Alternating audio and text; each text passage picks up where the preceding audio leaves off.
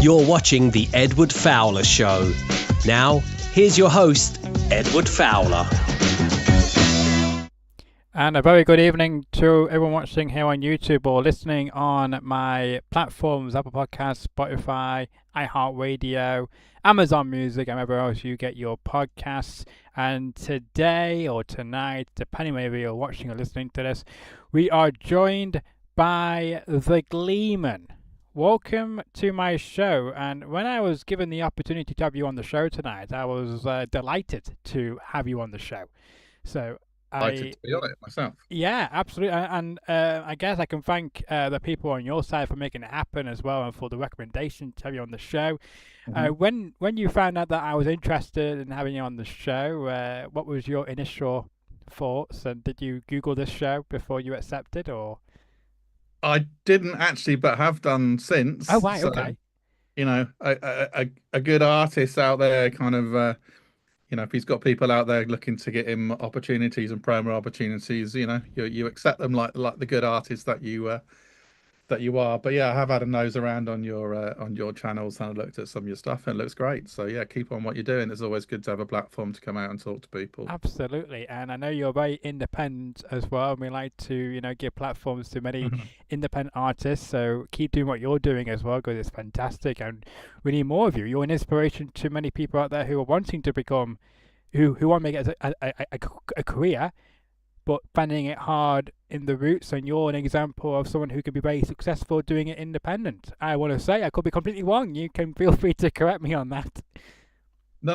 It's you know, it's great, and I think there are opportunities out there in the current climate as an independent artist to make headrows into the industry. I mean, it's not easy, and it never has been. But the you know, the world has changed a lot in the last 5 or 10 years. Social media platforms allow you to reach an audience out there that you otherwise might not have been able to, and you're not so reliant on the big outlets to be able to make you reach, you know, that audience. On the other side, it's perhaps become a little bit more difficult because I think media has become very fractured and very fragmented. And I think the difficulty that any artist has now, and even the major labels with the artists that they're trying to break, it's got more difficult for everybody because there isn't really a single point of access or a single measure of success that can suddenly propel you to the larger marketplace like there used to be. I think, you know, back in my day when I was growing up, it was Top of the Pops, and if you're on Top of the Pops, you kind of hit your audience, and if your song connected, you know, you did it. And even radio, you know, doesn't have the power that it used to be in the past. You know, if you got some plays on Radio 1 or Radio 2 and got on the playlist there, you'd be pretty much guaranteed to reach a big audience, and you'd have a level of success, you know, off the back of that, where that doesn't happen now. You know, like I said, there's no single point. I think our attentions are being vied for from so many different angles at so many different times. Our attention is focused in a lot of different places, so it makes it a little bit more difficult from that perspective. It does indeed. And I like how you mentioned about Top of the Pops as well, and it's a classic show. It gets reruns on BBC4 every Friday night, so you can get to relive it. Well, I think it's a shame because it was the same with the, you know, and the charts don't mean as much as they used to, I think, either when we've got the advent of streaming. And I think the music industry made a big mistake making streaming numbers and physical sales all part of the same chart, because streaming numbers can be easily manipulated, and if you put on large editorial playlists, you suddenly get millions of streams, but there's a lack of intent there. If you're listening to a playlist that's got an artist song on, you're not necessarily listening to it because that particular song is on by that artist. So I think there's a bit of a mismatch there. But like I said, Top of the Pops was just something that everyone tuned into. Yeah. Anyone who's into music would be there and wanting to see what happened. The same with the chart show on Radio 1 on Sunday afternoons. You know, and those of us of a certain age would be sitting there with our radio cassette players waiting to tape and be really excited about, you know, where your favorite artists were or what got to number one. And and that kind of whole thing has been lost now in the modern age, which is a little bit of a shame. But I think the industry could make steps towards and perhaps repair some of the potential damage that they've done on that basis. And I think that the first step to that would be to take the streaming numbers as a separate chart again compared to the physical charts. Because if someone's going out there and putting their hand in their pocket to spend £6, £8, £10 on a CD, £20, £30 on a vinyl, or even say £6 on a download, there's a real message of intent there that they've invested in that artist.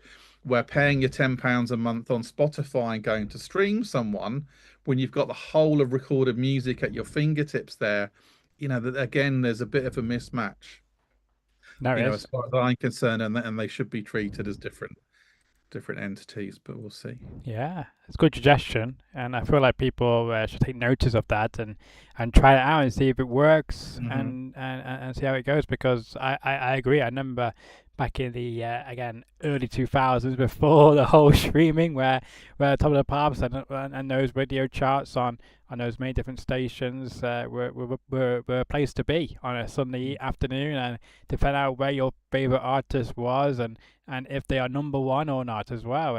And I guess it's in the modern days you mentioned in the 21st century and the 20s really is where the streaming has gone up there to the sky basically and I mean I bet you found a lot of new fans as well, which you may have never even found before, maybe through the traditional routes, perhaps, compared to now, where your music's probably more, accessible to anybody. Well, you can certainly do that, but the other problem is it's harder now to stick your head above the parapet because it's become so easy to release music onto the DSPs, onto the Yeah, streaming platforms, and a lot easier to record music under your own devices. Again, now with modern technology and laptops and equipment, it's possible to record high quality work at home rather than having to spend X amount of £1,000 going into a studio. But the reality is, and I think it went up last year, there's 106,000 songs every day, every single day of the year, 106,000 songs uploaded to Spotify. wow. Somehow you've got to compete against that and you've got to try and get your music heard. And against those numbers, it's tough. It's hard. People are not going to stumble across your music by accident, which is why it's important, like I said at the start, to do these, the opportunities and chat to people like your good self when these opportunities become available. Yeah, yeah, and again, you're independent. I'm independent. This is I guess it's a thrill for me because, as you mentioned, with technology changing and making it easier for people to upload things to Spotify and many other different places without needing expensive studios or producers or people to help you to get these tracks online or on the I guess record player, where in those different ways, it's a lot easier now. Like me as well. I can just do this over Zoom with yourself this evening. Don't need any special studios or any producers or Hmm. to break it to do it. I can just do it from the beauty from my own little studio as well. Hmm. So it works both ways, doesn't it? And I guess in your time in the industry, I guess you've seen a lot of changes. Maybe some good, maybe some bad. But I mean, are you liking the direction of where it's going, despite what you just mentioned about the streaming side of things? But in a Uh, whole, or no, I mean, I've seen a lot of changes in the industry, and although I'm an older artist, I haven't been at this very long, so I only really started releasing music back in 2022. yes, So coming to it as an older artist brings a whole set of different challenges again because the music industry doesn't want an older artist to succeed. They're obsessed with youth and always have been. Try and name any new artists that have broken through big style in the music industry that have been over the age of 40 in the last 20 years, you'll struggle to do so. yeah, People throw C6 Steve out there, but he was he was A, Canadian, he wasn't a UK artist, and B, that was nearly 20 years ago, and he was a bit of a kind of one-off anomaly. So as a rule, it doesn't happen, and the platforms aren't there to support older artists as they are for the younger artists coming through. So that's a problem. So no, I don't like the way it's gone in many respects. There are some advantages. I mean, as a punter, streaming is great. Like, I'm quite happy to pay my 10, £11 a month and get the whole of recorded music at my fingertips. That's great. For the art of music, it's not so great. And for the artists that are producing the art, Mm. is not so great. And I think the music industry has become a place where it commercially favors nearly every single entity within it, apart from the people who are actually creating the art themselves. And I don't think that's ever a healthy place to be. And although, again, social media gives you the potential to reach potential fans as an artist, but that kind of culture of then having to be a kind of content generator, having to go through those motions of posting and trying to come up with engaging content, Yeah. it's kind of, it doesn't necessarily go with it. If No. you're a songwriter, you like writing songs, or you like crafting songs, you like producing them and putting them together. Mm. Now I have to be a social media star as well and come up with content and trying to be engaging and entertaining with people over social media. I quite happily do without it. And I think there's a lot of established artists that I've come across in my process and talked to, and they're like, thank God we did it when we did it, because I'd hate to be having to do that now, and there'd be this whole extra side to it all. Yeah. So, and it's interesting how many of the greats of the past would have adapted to that and maybe wouldn't have maybe become so great if the whole social medium aspect had to become a part of the exercise. But who knows? Who Hypothetical. knows? But I like how you mentioned there, and I want to mention another name to you because this person did take a 20-year break or so, Right. then Mhm. returned. Mhm. Rick Astley. Right. Because if you remember, he left the business altogether because it got too much, I think, for him, and the pressure and trying to keeping himself relevant and making new albums or new singles, whatever it may be. And then of course the Rickroll happened for him, and didn't it, in the 2000s, and that helped him to relaunch his career to make him as popular as ever in today. But that's just another example for you. But I do agree. I feel that there's not really a platform to help artists who are over 40, as you mentioned, in the traditional way. And I liked how you mentioned as well about how younger artists, who are able to adapt quicker now compared to maybe if they start fresh like yourself. But I feel like you, on the other hand, you've got a great following on Facebook. I have to Mhm. say, you got, is it 83,000 followers, something About like that? 83. There's about 83,000 Yeah. followers on there. But what I find is, and it's got worse, the Oh, engagement is actually not great that you're getting yes. from people. And the problem is, although you've got that number of followers, when you post organically, only a handful of people will see that post. So Mm. sometimes it's actually not great to almost to have such a big following. You want the kind of right following that, and it used to be about 5% of people. I think it's a lot less now, and I think looking at that differently again, because there are followers kind of spread all over the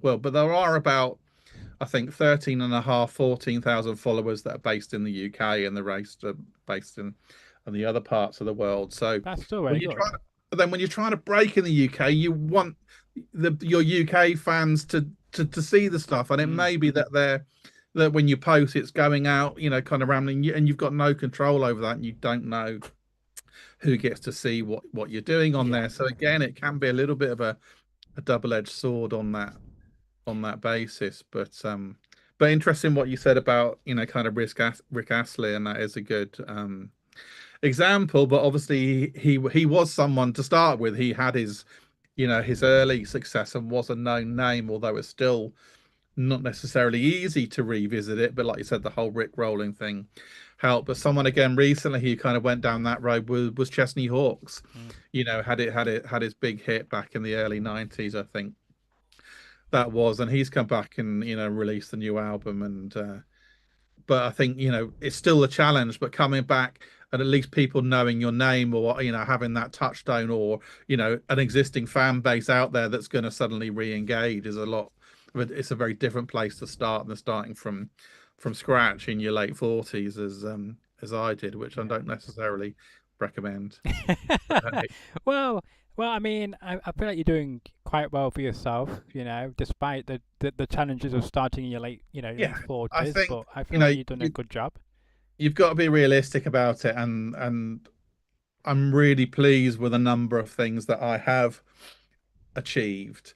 Um, but I still like to do a lot more, and I still feel that the industry needs to pivot and adapt a little bit and start supporting new older artists Mm. coming through. So, I mean, and I gave this example out when I was being interviewed on BBC Radio London at the weekend. But I think this is a prime example of some of the issues that you face as an older artist. So people might be aware in this country. I think we're very lucky to have the BBC in the UK. I think having that organisation that's not commercially Not focused, yet, anyway. yeah, It could no, change. well, we'll wait and see how that Yeah. goes. You're right, but there's a platform that the BBC have called BBC Introducing, and it allows any artist, independent or otherwise, to upload tracks into the system. And it depends on which county you live in, and it goes off and it gets listened to by someone at the BBC. And the BBC have BBC Introducing shows where then, if they like that song, they'll play your music on the BBC Introducing show. And it's a shame there used to be more shows, there are now fewer, so the pool that you go in and ends up being a bit bigger, but that's kind of happened a few years ago. But what happens then, that also feeds into the national radio stations in this Oh, right. country. So songs that those people on those shows like, they can push forward to, well, Radio 1, for example. So Radio 1 has 3 new music shows every week, which is fed through a lot from the BBC Introducing system. That's very good. And they also have a BBC Introducing slot on the playlist. So again, if people don't know, radio tends to work on a playlist basis.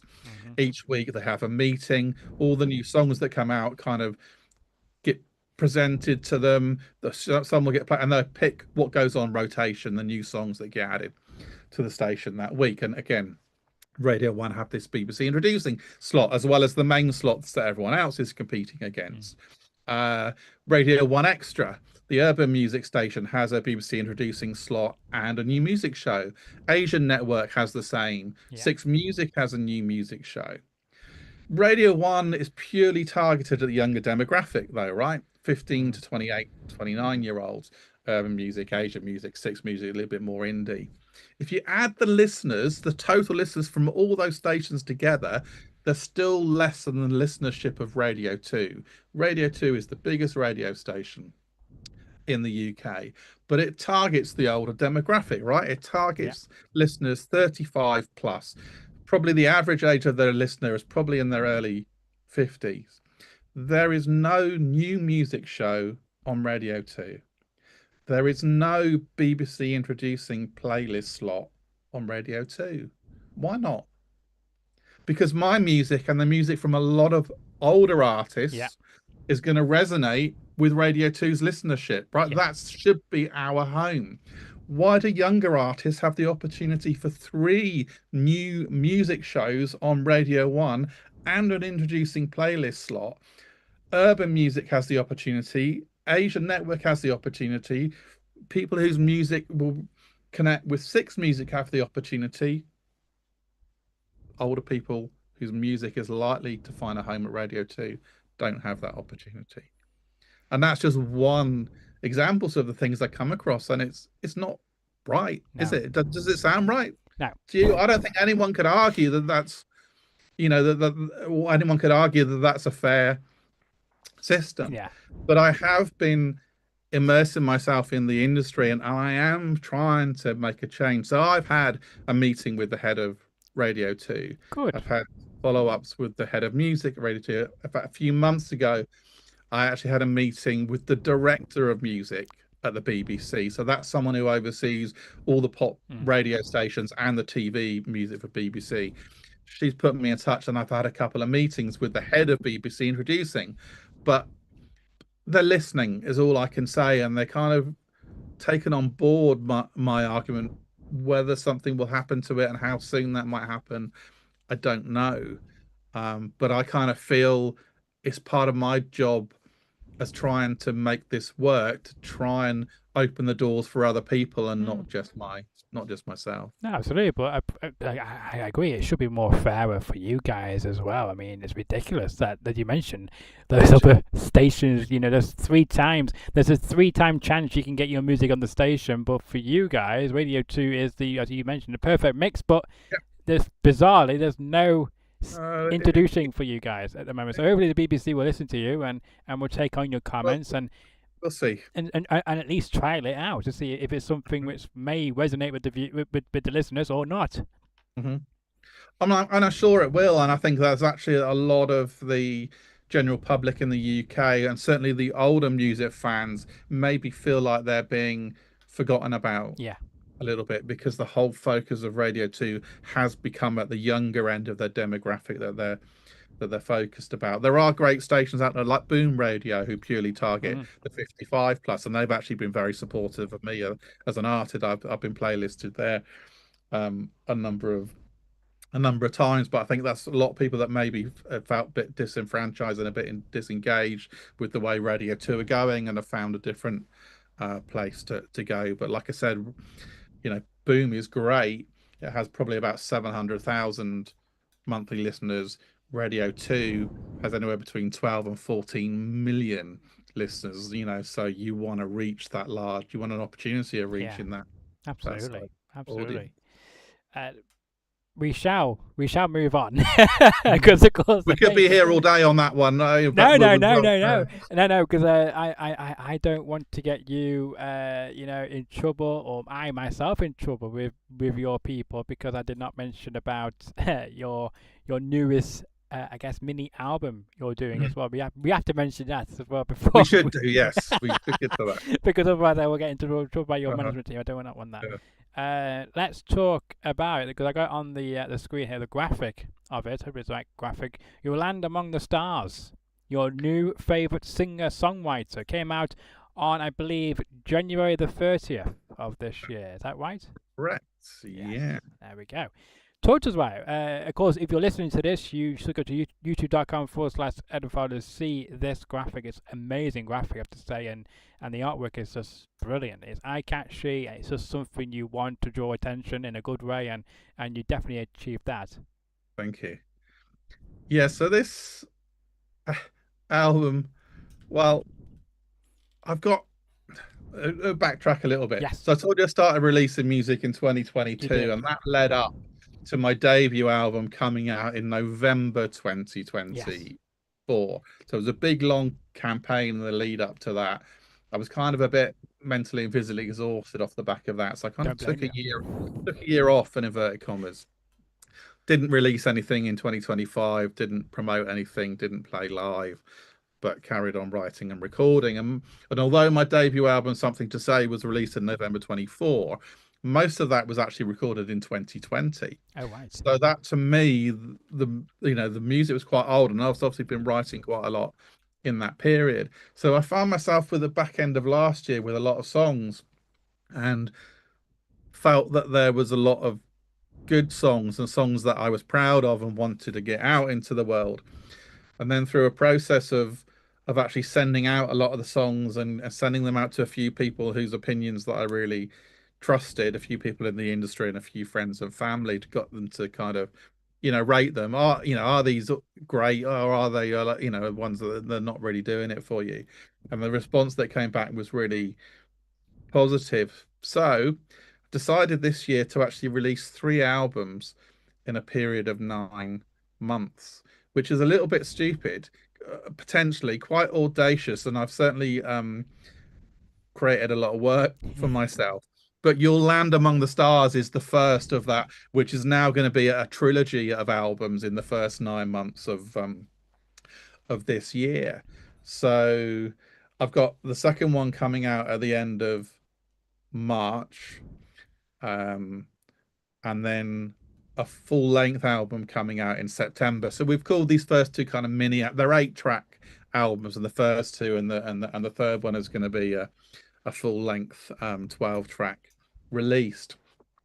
But they are a set as far as I'm concerned. They're kind of the next kind of era. They're related in terms of the titles of the album, and the artwork kind of carries a theme through them as well.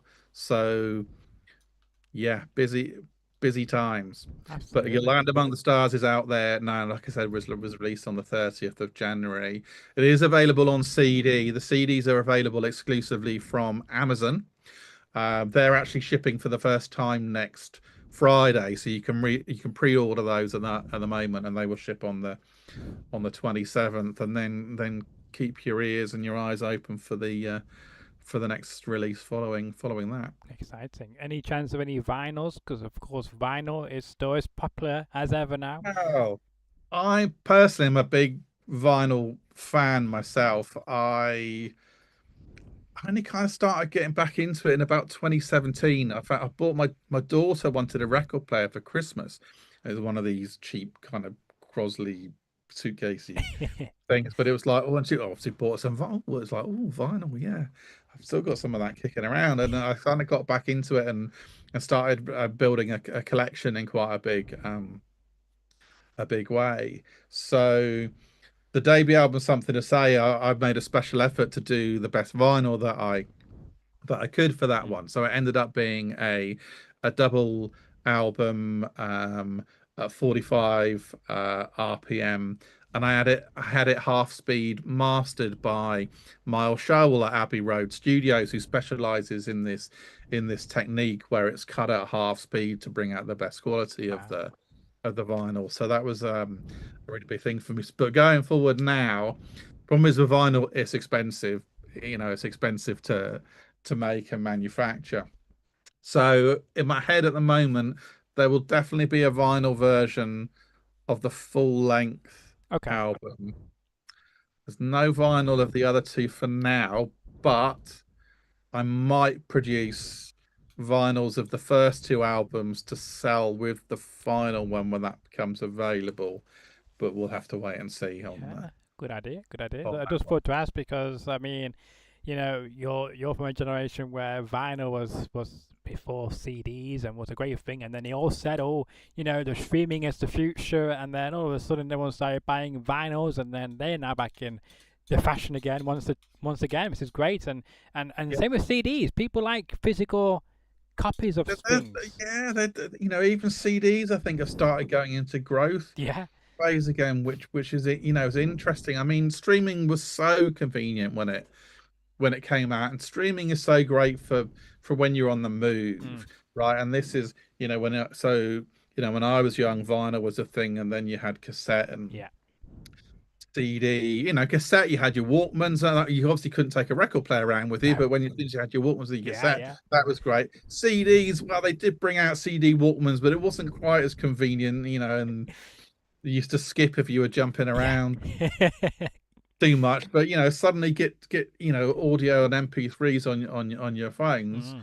You know, it's great because you listen to it everywhere. But there's something about physical media, and I think you know CDs have it to a point, but especially vinyl. It's that interaction, it's the Mm. tangibility of it, it's to be able to as an artist to do your artwork and your lyrics and your notes, and it makes it something else again rather than just the music coming through the speakers off of the streaming platform. So it's really great to see you know the resurgence that's been happening on those physical Yeah. formats. And as an artist, you know, it's the one thing that does help to financially support you, because quite honest with you, putting your song up on a streaming platform is pretty much giving your music away for free. You know, you hear everyone moan about it, but it's true. So Mm. unless you're Taylor Sheeran, you know, most artists don't make money at all from Yeah. putting their songs up on the streaming platform. That is very true. Very true indeed.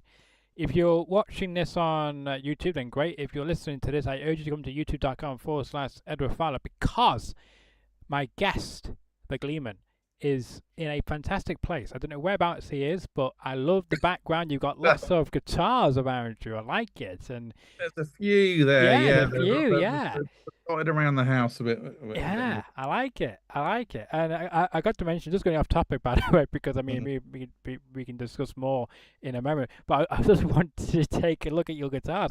You don't need to move, by the way. I was just going to glance. Right. But what do these particular ones you got hanging up? Are these the ones with Well, some mean put me or you well, know? see, funnily enough, the two, so the electrics I don't actually use that much. So that's a Fender Strat, Yeah, and that's a Gibson Les Paul.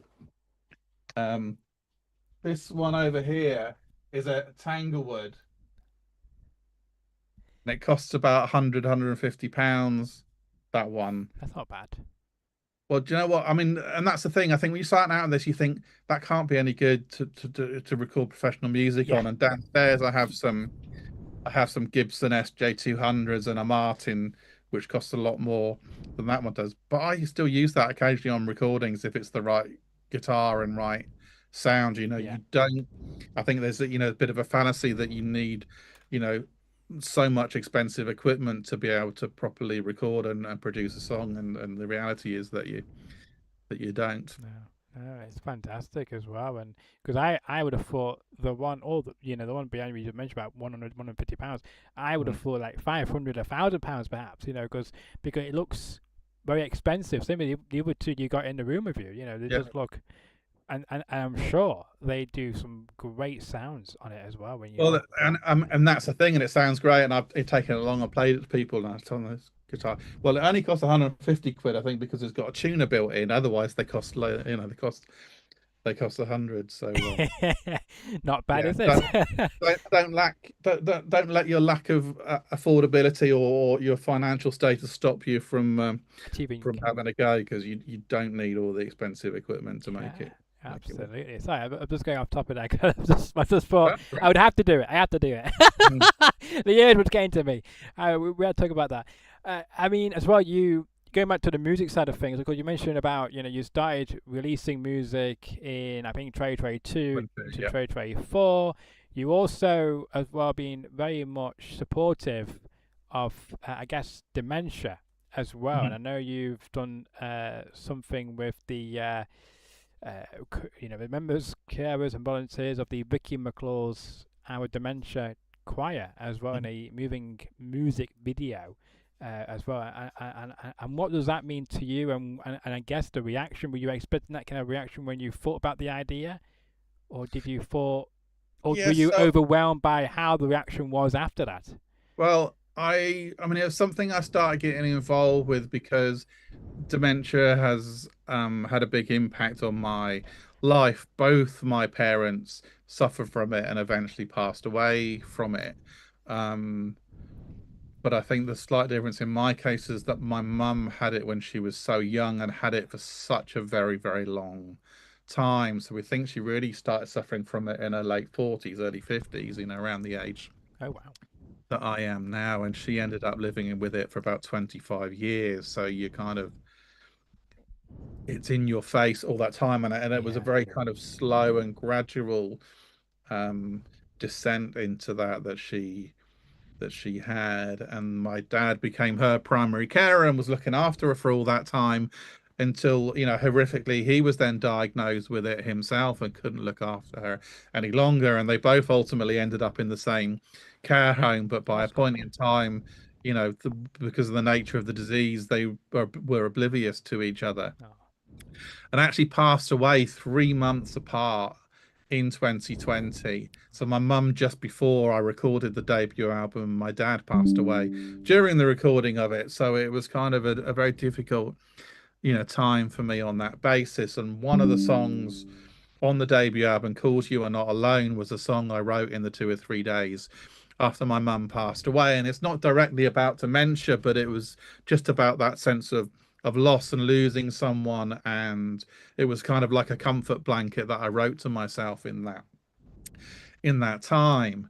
And that is the song that I performed with Vicky McKeer's Our Dementia Choir, who were involved, and we have them singing on the video. But that also came back earlier on I was involved in a campaign called Music for Dementia because it was something that I'd witnessed very much with my parents, is how powerful music can be. I mean, it's we're only now starting to understand really how important it is and how powerful it is for our well-being in general and our mental health for everybody.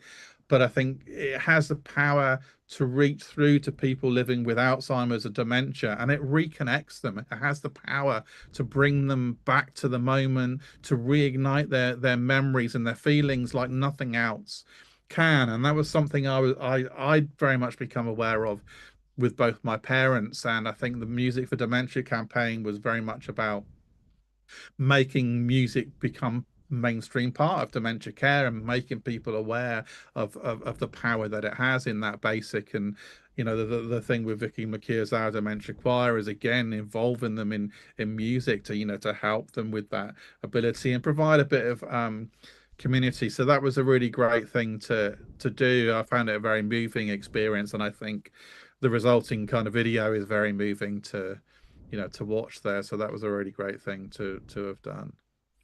Do you think there might be more to come in that aspect for your music with more things like that in the Well, coming? I'd like to see, and I think again, I think part of doing this later in life, I think perhaps your motivations are a little bit different than if you're going into it at 18 and 20. Yes, you've got to love music, but you're looking at the lifestyle ahead of you, I think, at that age where, I've kind of had the majority of my career. I've done my holidays, I've bought a house, I've raised a family. So I'm at a very different stage in life with a different set of views and priorities. And I still want to make this successful from a musical perspective because I want my music to be heard and I want my music to connect with people.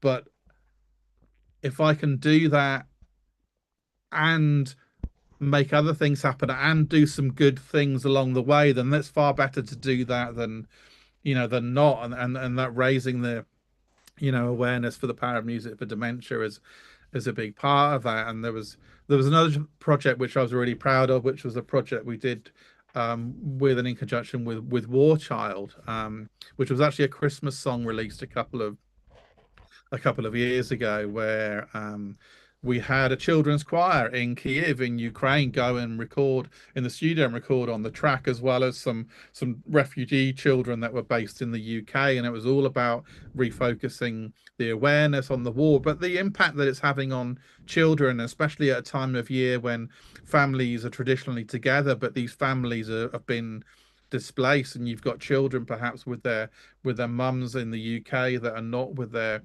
fathers in Ukraine. And obviously the impact that the ongoing war has in general. So being able to do those kind of things for me is really important. And sometimes, because the music industry is hard and trying to do this is hard, and sometimes it's difficult to appreciate the achievements that you've done. But when you look back and you look at some of those things that you've done like that, they're the things that I'm particularly proud of. You can almost forget your radio interviews or your placements in the charts. Doing something that matters like that is important and helps motivate me to keep on trying to do what I'm doing. Yeah, yeah, absolutely, indeed. Got to mention two more things for you, and then we will wrap Mhm, this up. mhm. Firstly, we mentioned about your your mini album, your Land Among the Stars. Just Mhm. out of interest, where can people go to either purchase it or possibly even stream it? You mentioned about Amazon earlier. Where can they Yeah. go to find it? So the CDs are exclusively available on Amazon. So if you search in for the Gleeman or Your Land Among the Stars, that should come up there. But it's out there on all the streaming platforms: Spotify, Amazon, YouTube, Deezer, you name it, it's out there. So you can certainly find it on all the streaming platforms currently. Great, great. We got a live shout out to a fellow YouTuber, or not YouTuber, a fellow commenter who's a regular on this channel, saying, brilliant guest. Eddie, thank you so much to Jamie for that comment. Hopefully that's okay colour. I'm trying it out, and keep them coming. Thank you very much. We've got more to come. Tell you about that in a moment. And the last thing I want to mention to you as well is I'm going to give you the floor now, the Gleeman, to mention anything which you think is very important to get off your chest, which I not brought up in this conversation with you so far, which you think is very important. So I'll give you the floor. Okay. Well, I think that, the main thing out there is for people to be aware of and supporting new older artists out there. I think, the industry isn't doing it, but the public can. And, I've had conversations with a number of other musicians that are out there that are doing this later in life and facing very much the same challenges. And I did have an interesting conversation with, so the BPI, the British Phonographic Industry, is kind of the industry's kind of governing body. They run the Brit School, the Brits, the Mercury Music Awards, and they own the official chart company, and they kind of bring the whole industry together. And I was having a conversation with the BPI's head of diversity, equity, and inclusion, because I'd actually applied to become part of their advisory group on DE&I. But again, see, the whole issue of age is just not on the agenda for a lot of places in the music industry. And age is a UK protected characteristic as much as race, gender, religion, sexuality are, but it doesn't get the same kind of focus. And even on, you've got a DE&I focused role in an organization, the age is still not really there. But one of the telling comments that came back from her in the conversation was there are not very many people who try and do this later in life. And I kind of had to say, well, you're wrong, actually, because there are a lot of people out there still creative, writing songs, wanting to do it, but they've lost hope. Most people think that if you haven't done this in your 20s, there's no opportunity to do it at all. And unfortunately, you can understand where that thought process is going from, because it doesn't happen, or it very rarely happens. But it's kind of like there are people out there, but they're just invisible at the moment. So the industry needs to do more to focus and support. And you'd like to think in most walks of life, if you're experienced at something, that counts for something, right? Yeah. You wouldn't expect to see an 18-year-old as the CEO of Barclays or the Director General of the BBC. Yet we expect our musical saviors to come from the 16 and 18-year-olds. Why shouldn't it be that someone later in life has actually got really, really good at songwriting because they've been doing it for 20, 30 years, actually might have got really good at playing an instrument or producing or recording? So, it seems strange why those people are often disregarded, that that there's no supporting platforms out there for them when there really should be. But like I said, the public have the ability to change that by supporting older artists that are out there, that they might come across on social media or other platforms where artists now do have the opportunity to try and engage and reach people. So yeah, that's what I'd like to say. Absolutely. Well, I completely agree with all your points. By the way, it should be much fairer for, especially for you guys as well, because I mean, I don't think age is a matter. It's if you can create great music which people are going to love, then it should be fair across the board. Age does not need to come into it, and it's like a type of discrimination, isn't it? Really, because you're discriminating against one part of society. It is, and the crazy thing is there. I mean, there are issues in wider society. It's not just the music industry. The music industry has a particularly major problem with it, and it is systemic in the music industry. But the stupid thing is, we are all aging 1 second at a time. Yeah. So actually, all we're doing is discriminating against our future selves, and that's just a bit nuts. Yeah. No, I agree. Absolutely agree with that. Absolutely. Got to mention one more thing again. I just thought of something else I would like to bring up to you.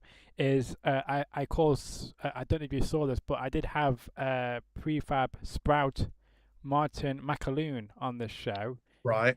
He's also an older artist like yourself, and I mean they've touring and releasing new music as well. But I did not get the chance to see or to get his thoughts about it. But I feel like he's probably might be in the same boat as you. Wanting more support and more places to get the music out there to a wider audience as well.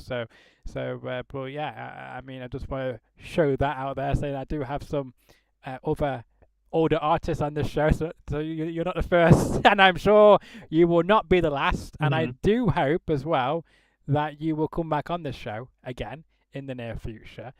Sure. With new projects, and I would love to know an update on if you got the BBC to change their policy in getting a BBC introduction on BBC Radio 2, because as you say, it's ridiculous that they don't do that.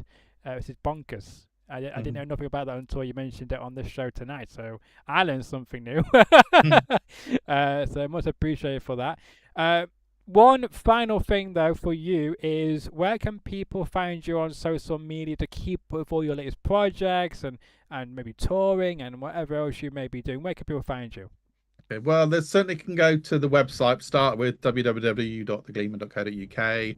On Facebook, it's just The Gleeman. On Instagram, it's The Gleeman Official. It's the same on TikTok. I've only just started on TikTok, actually, about 6 weeks ago. So I've only got 8 followers on TikTok. So don't make me feel like Billy No Mates. Come and follow me on TikTok. I kind of feel like I shouldn't have ignored it, but kind of like the older demographic are really maybe Facebook, not so much Instagram. But hey, I think TikTok is probably one of the only platforms that, what we were talking about earlier, a single place that can lift you up high enough. Kind of TikTok is the one place that almost has the power of doing that. So I think ignore it maybe at your peril. But yeah, I'm around. Well, I feel like the older generation, I feel like there's more older generation people on TikTok compared to like Facebook or Instagram or X. Maybe that, maybe I got that wrong. I was never on it, so maybe I thought no one else of my generation was probably on it. But I think I agreed. I had the same mindset as you. I didn't think that the older generation would want to use TikTok, but there's been a lot of stars from the older generation on TikTok. So I mean, obviously the algorithms are working great on that platform compared to Instagram and Facebook, where they don't really push that content out as much. I don't know. I've only got 16 followers, if that helps, by the way. So. Well, it makes me a little bit better. And I mean, I don't know why, because I get great views on TikTok. It's just that nobody seems to follow me. Don't know why, but I'm sure you get to 16 followers before I do, before I get anywhere near past that. If that helps. But I mean, I look forward to having you back on the show. I wish you luck, of course, with the other 2 albums you're going to be releasing this year, and I hope that you get a fantastic reaction. I hope to grow your audience even more, and I wish you all luck with getting that corrected at the BBC as well, because it's just nuts, and we all pay a license for the BBC, so technically there should be some kind of, I don't know, public consultation about it, see what the people think, and if there's a strong enough, view, agreeing with you, obviously, then it should be made, permanently on Radio 2 that, an introduction for older generation artists. Like I said, I think it's hard to argue that's a fair system at the moment, and I think if you position the argument correctly, well, let's see. Yeah, make sure there's a public consultation about it as well, because I'm sure you get a lot of people on your side if they hear about this, because they'd be like, oh, another reason not to support the BBC, as people say as well. So on that note, but no, it's been an absolute privilege and a pleasure of having you on the show tonight. It's thank you again for your time, and I will tag you in some clips over the next coming days, so watch out for them. If you want me to send you the collaboration link of this video, so you can also share this to your subscribers on YouTube, then I can do that as well. Just let me know, and I can send that to your people. Sounds good. I will do. I will send that to them probably tomorrow. It takes about 24 hours for this to get uploaded as a video. It used to be 1 hour. Now it's 24 hours. It's ridiculous. Right. Okay. So, but I will send it to your people as soon as possible, so that you can put it on your collaborations. But I look forward to having you back on the show again, hopefully, if you decide to come back on Monica's show. And I hope you have a good rest of your week. Thank you very much. Well, thank you very much for having me on. Really enjoyed talking to you, Edward. Thanks very much. Likewise, and I hope to do it again soon with you. Cheers. Take care. Bye-bye. Bye. And that was the Gleeman here on the show. Fantastic guy. We had a fantastic conversation. And if you have any future questions for the Gleeman, leave them in the comments section below. Let me know about your thoughts. Do you agree with the Gleeman's, I guess, topics and with what he had to say about the introduction show being a regular thing on Radio 2? Or do you think, no, it's all about the youth? Let me know what you think in the comment section below. And I will pass it along to the Gleeman as well. Don't forget, we've got a new time slot now, Mondays and Wednesdays here on YouTube, is when new episodes will be coming out, so check those out whenever a new episode drops as well. And if you like the video, make sure to give it a like and share it around to all your friends. Talk about the Gleeman, about his music, about his passions, about making it fairer for, again, for all the generations of musicians coming into the industry, making it fairer for them to get exposure and grow their music and their fan bases. It's very important that everyone gets an equal opportunity on that. And as well, if you like the content and want to see more of my episodes and guests I bring on, then smash that subscribe button. We've got 369 subscribers. And until the next episode, whenever it may be, enjoy the rest of your evening or afternoon.